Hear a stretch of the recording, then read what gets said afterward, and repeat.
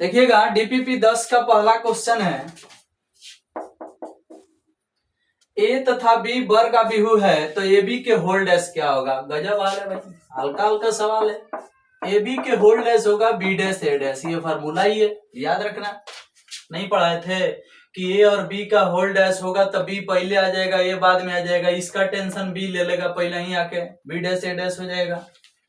Question number 2 देखिएगा, 2 कह रहा है कि A equal to cos theta minus sine theta, sine theta और कॉस थीटा, तो एडज्वाइंट ऑफ ए बराबर व्हाट। ये क्वेश्चन नंबर 2 है। देखो एडज्वाइंट ऑफ ए 2/2 कोटि का डायरेक्ट निकालने का फॉर्मूला बताया गया था कि कुछ याद करना ध्यान से, हाई वाला हिया, इसका चिन्ह बदल दो, तो हाई हिया भेजोगे तो वही आएगा कॉस थीटा, इसका चिन्ह बदल दो, प्लस साइन थीटा हाई हो जाएगा और माइनस साइन थीटा हाई हो जाएगा, तो ये आपका हो गया एडज्वाइंट ऑफ ए। ये 2/2 कोटि का एडज्वाइंट ऑफ शॉर्टकट निकालने का फॉर्मूला था। क्वेश्चन नंबर 3 देखिएगा, 3 में 1 ओमेगा स्क्वायर का मान पूछा जा रहा है। भैया हर कोई जानता है कि तीनों को एक साथ जोड़ोगे तो 1 + omega square, 1 + omega square, 1 + omega square एक लाइन में आ जाएगा, और 1 + ओमेगा स्क्वायर का मान 0 होता है तो एक लाइन में 0 0 आ जाएगा, इसलिए इसका आंसर 0 आएगा। ठीक है, जब एक लाइन का सारा सदस्य 0 हो जाएगा तो 0 होगा। ये क्वेश्चन नंबर 4 देखिएगा, 4 में लिखा है x 3 7 2 x 2 7 6 x, इसका मान 0 है, और 3/3 कोटि का है, x मुख्य विकर्ण में 3 जगह पर है, तो इसका मूल्य जो है मूल 3 गो होगा, जिसमें से 2 गो मूल पहले से पता है 7 और 2। अब तीसरा मूल क्या होगा इसकी जानकारी रखनी है। देखो भाई इस प्रश्न के बारे में हम कुछ आपको बता दे रहे हैं, गौर से सुनिएगा, देखिएगा। ये प्रश्न जो है आपके एग्जाम में एक बार पूछा था, ऑब्जेक्टिव में ही पूछा था, लेकिन ध्यान देना इस प्रश्न को जब बनाओगे तो थोड़ा सा ही बड़ा बन जाएगा, तो इसका खास करके हम लोग सॉल्व करके इसका आंसर ही याद रखते हैं, कौन सी, -9। कैसे सॉल्व होगा, तो इसको एक्सपेंडिंग करोगे तो त्रिघात का एगो इक्वेशन आएगा। जैसे मान लो x यहाँ लिखते हो, एक्सपेंडिंग करोगे तो x से x में गुना x स्क्वायर, 6 से 2 में गुना 12, ऐसे आएगा x स्क्वायर माइनस 12। उसके बाद से 3 लिखोगे, यहाँ लिखोगे ना, x से इसमें गुना तो 2x है, इससे इसमें गुना तो 14, 2x माइनस 14 आएगा, 2x माइनस 14। उसके बाद से 7 लिखोगे, यहाँ प्लस देके, और फिर 7 लिखोगे तो 6 से में 6 दूना 12, 7 से x में गुना 7x, तो 12 माइनस 7x हो गया, ऐसे बराबर में 0, बराबर में 0 है तो 0।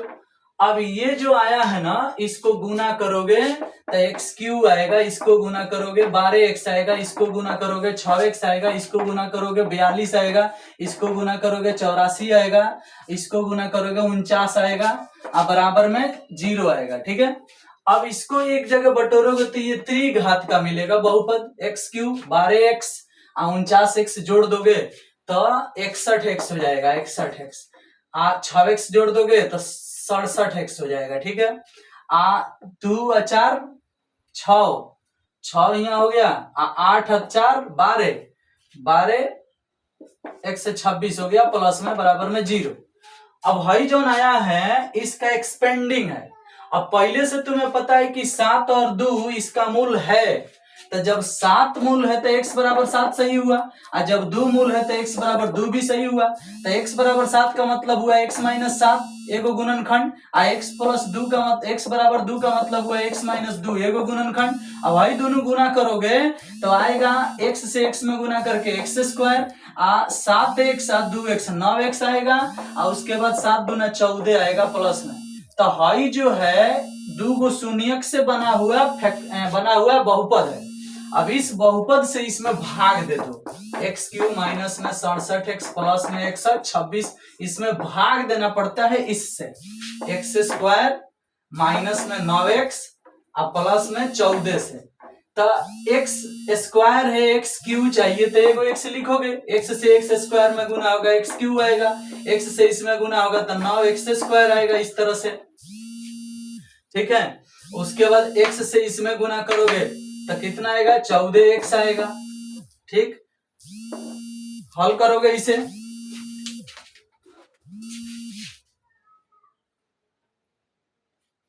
ध्यान देना, हल करोगे इसे तो देखो माइनस प्लस माइनस है कट गया, 9 एक्स स्क्वायर यहाँ उतर गया, उसके बाद 67 एक्स जो है, 14 एक्स जो है, ये दोनों जुट जाएगा, घटाओ है तो 7 4 11 आ जाएगा, 6 1 7 1 8 आ जाएगा, माइनस माइनस हो जाएगा, प्लस में 126 आ जाएगा इसे।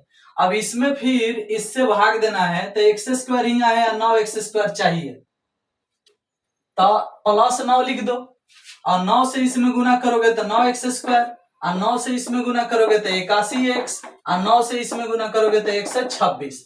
अब भाई पूरा पूरा कट गया, देखो सबके सब घटाओगे तो सबके सब कट जाएगा, तो इतना बार में कटा, मतलब x प्लस 9 भी एगो इसका गुणनखंड होगा, तो इसे 0 के बराबर लोगे तो x बराबर -9 निकलेगा, यानी इसका आंसर -9 होगा। इतना सॉल्व करने के बाद पता चलता है कि इसका आंसर कितना आएगा, -9 आएगा। लेकिन हम यही बोलते हैं कि इस क्वेश्चन को इतना बना के ऑब्जेक्टिव बनाने जाओगे तो तुम्हारा टाइम लगेगा ना, उससे अच्छा है कि क्वेश्चन ठीक से देख लो, इसका मूल जो दिया है उसको भी देख लो, जो 7 2 पहले से दिया रहता है, तो तीसरा का मूल पक्का -9 आता है। समझ में आया? तो काहे नहीं, जब देख रहे हैं कि या तो इतना नहीं बना पाएंगे, इतना हल नहीं कर पाएंगे, टाइम इतना नहीं दे पाएंगे एगो ऑब्जेक्टिव के लिए, तो आंसर याद कर जाओ, नहीं तो टाइम दे सकते हो तो दो, या फिर ढूंढो कोई दूसरा तीसरा तरीका मिल जाए इसको शॉर्टकट बनाने का, तो कोशिश करो, कहीं मिल जाए तो बेटर होगा, हमारे पास अभी नहीं है। वैसे आपके एग्जाम में ये क्वेश्चन पूछ चुका है, -9 आता है, हम कभी कभी इस क्वेश्चन को देखते ही बता देते हैं कि आंसर -9 होगा, क्योंकि हमें याद हो गया है। और तीसरा कोई तरीका मिलेगा शॉर्टकट तो हम आपको जरूर बताएंगे। क्वेश्चन नंबर 5 देखो, 5 में कर है ए इनवर्स बी इनवर्स और सी इनवर्स बराबर 0 दिया है, साथ साथ में करें 1 प्लस ए 1 1 1 1 प्लस बी 1 1 1 1 प्लस सी बराबर क्या होगा। देखो भैया ध्यान देना थोड़ा सा, ये भी एक 5 नंबरिया क्वेश्चन है, उदाहरण का 16 नंबर क्वेश्चन है।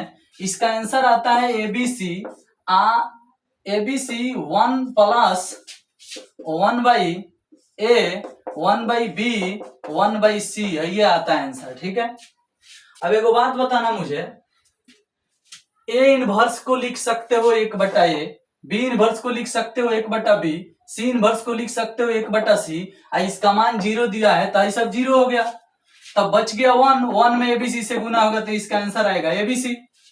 अब देखो ये 5 नंबरिया क्वेश्चन है, लूसेंट के ऑब्जेक्टिव में भी दिया है, हो सकता है आपके बिहार बोर्ड में ऑब्जेक्टिव में आ भी जाए, तो हमें पहले से पता था कि इसको सॉल्व करने से इतना आएगा तो हमने लिख दिया, उसी तरह से आपको भी पता होना चाहिए कि इसको सॉल्व करने से इतना आएगा।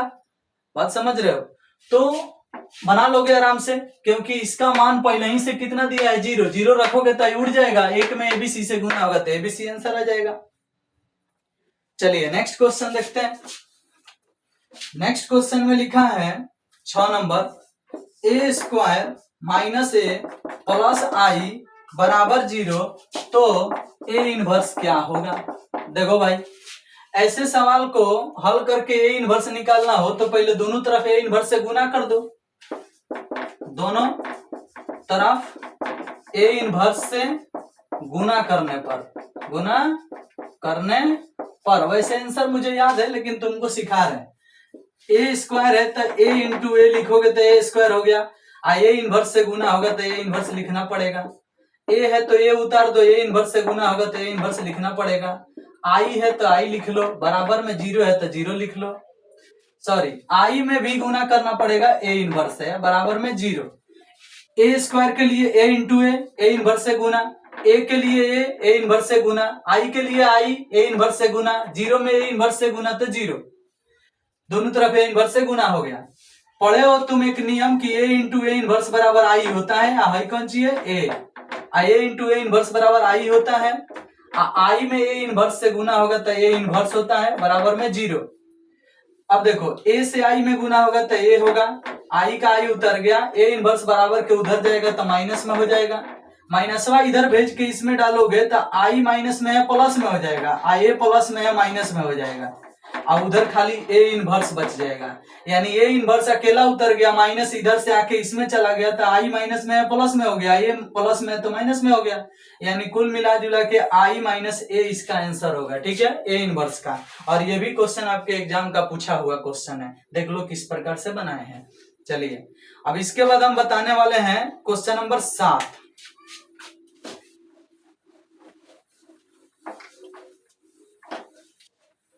देखो भैया फटाफट, क्वेश्चन नंबर 7 कह रहा है कि एक वर्गाबिहू 36 अवयव रखता है। क्वेश्चन नंबर 7, एक वर्गाबिहू 36 गो अवयव रखता है। ठीक है, अब पूछा जा रहा है कि ए का कोटि होगा। जब 36 गो अवयव रखता है तो या तो 1 गुने 36 बनेगा ना तो 36 गुने 1 बनेगा, या फिर 2 गुने 18 बनेगा या 18 गुने 2 बनेगा, या फिर 3 गुने 12 बनेगा या 12 गुने 3 बनेगा, या फिर 4 गुने 9 बनेगा या 9 गुने 4 बनेगा, या फिर 6 गुने 6 बनेगा। बस इससे ज्यादा तो नहीं बनेगा।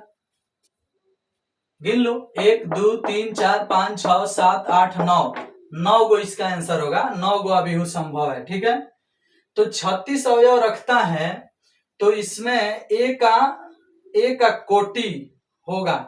36 अवयव रखता है तो ए का कोटि होगा। काउंटिंग कर लो, 1 गुने 36, 36 गुने 1, 2 गुने 18, 18 गुने 2 36 होता है, और 3 गुने 12, 12 गुने 3, 4 गुने 9, 9 गुने 4, एगो 6 गुने 6 भी होगा। ठीक है, तो कई गो हुआ, 1 2 3 4 5 6 7 8 9, 9 गो आंसर होना चाहिए, लेकिन ऑप्शन में कहीं 9 नहीं दिया गया है। 7 का डी, 7 का डी 6 गो दिखा रहा है भैया। ओके, प्रश्न में कह रहा है कि वर्गाबिहू है तो बताना है। ठीक है, वर्गाबिहू है तो ए का कोटि बताना है। तो वर्गाबिहू के लिए हई संभव नहीं है, हई संभव नहीं है, हई संभव नहीं है, हई कौनो संभव नहीं है। वर्गाबिहू के लिए सिर्फ हई संभव है, तो 6 गुने 6 इसका कोटि होगा। तो इसे ही शॉर्टकट में कोटि 6 कहा जाता है। कौन सी? कोटि 6 कहा जाता है। समझ में आया? सही आंसर दिया है कोटि 6, ऑप्शन नंबर डी होगा। कोटि की संख्या पूछता कि कई गो संभव कोटियां हैं, तो 9 गो संभव कोटियां है। लेकिन प्रश्न में पहले ही बोल चुका है कि एक वर्गाबिहू 36 गो अवयव रखता है, वर्गाबिहू 36 गो अवयव रखता है तो उसकी कोटि क्या होगी भाई? तो 6 गुने 6 होगा, यानी 6 कोटि का वो होगा। ठीक है, तो इसलिए इसका आंसर 6 होगा। लेकिन अगर कहा होता कि 36 गो अवयव वाले अबिहू की संभव कोटियां बताएं तो 9 गो आंसर होता, 9 आंसर होता। लेकिन प्रश्न बोला है कि एक वर्गाबिहू के पास 36 गो सदस्य है तो उसकी कोटि बताएं, तो 6/6 होगा। कोटि 6 भी इसको बोल सकते हो। जैसे n/n होता है तो कोटि n बोला जाता है, 3/3 होता है तो कोटि 3 बोला जाता है। उसी तरह से 6/6 है तो कोटि 6 बोला जाएगा, यानी इसका आंसर होगा कौन सी? 6। क्वेश्चन नंबर 8 देखिएगा फटाफट। a = में लिखा है aij n/n, तो एडजॉइंट ऑफ a का होल डिटर्मिनेंट क्या होगा? देखो भैया, हर कोई जानता है कि जब aij n/n का होता है, एडजॉइंट ऑफ a के होल डिटर्मिनेंट का फॉर्मूला होता है डिटर्मिनेंट ऑफ a के पावर n-1। यह फॉर्मूला हम पढ़ा चुके हैं, इसलिए इसका आंसर डिटर्मिनेंट ऑफ a के पावर n-1 होगा, डी होगा। ठीक है, क्वेश्चन नंबर 9 देखिएगा। 9 में लिखा है x 8 3 3 बराबर 0, तो x का मान बताएं। x से 3 में गुना 3x, 3 से 8 में गुना 24, तो 3 से भाग लगेगा तो x = 8, इसका आंसर 8 होगा। क्वेश्चन नंबर 10 देखिएगा। 2 0 0 2, तो a² का डिटर्मिनेंट बताएं। a² का डिटर्मिनेंट बताएं क्या होगा भैया? पहले a² निकालो, a दिया है इतना, तो a² निकालोगे तो 2 के स्क्वायर 4, 0 0 4 हो जाएगा।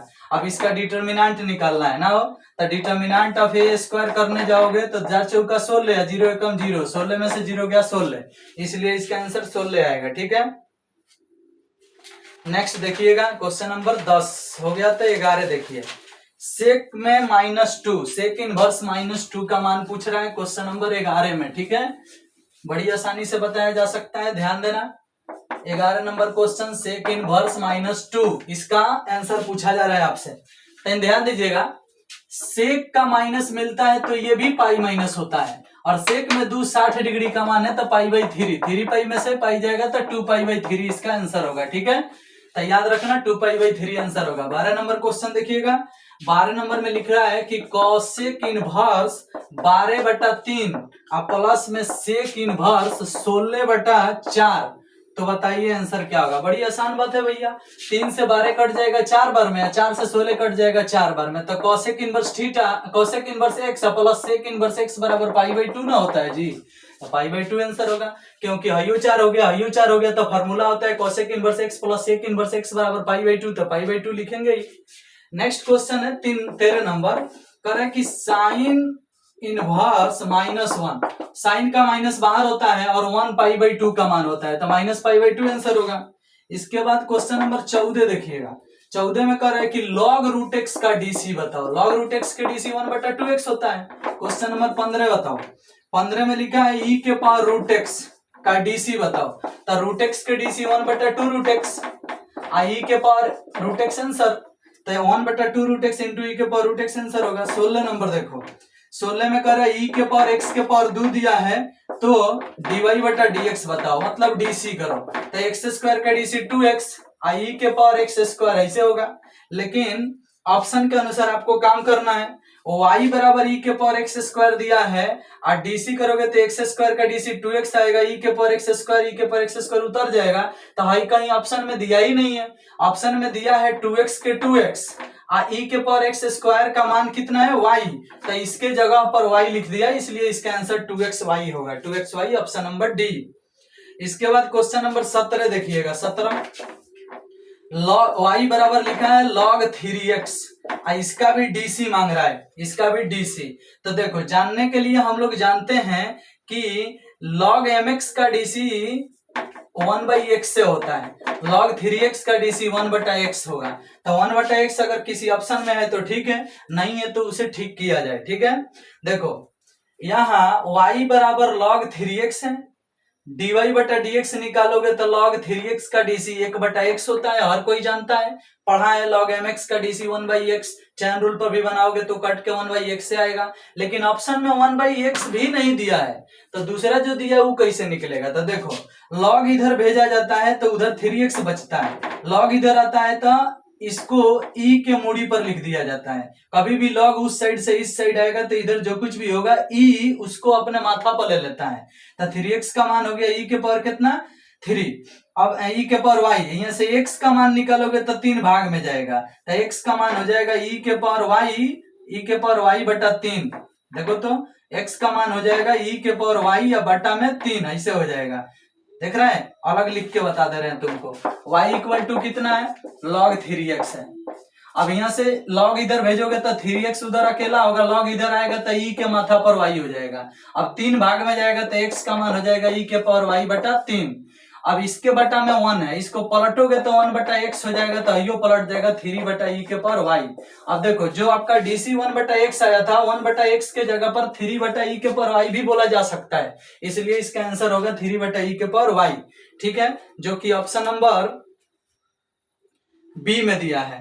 तो इस प्रकार से आपका क्वेश्चन नंबर 17 को क्लियर हुआ।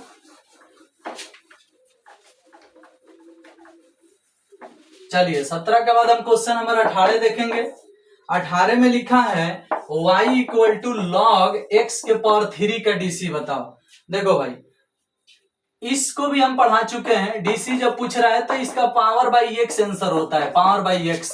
log x के पावर n तो n/x, log x के पावर 5 तो 5/x, log x के पावर n तो n/x, उस फार्मूला पर बनेगा 3/x, इसका आंसर होगा।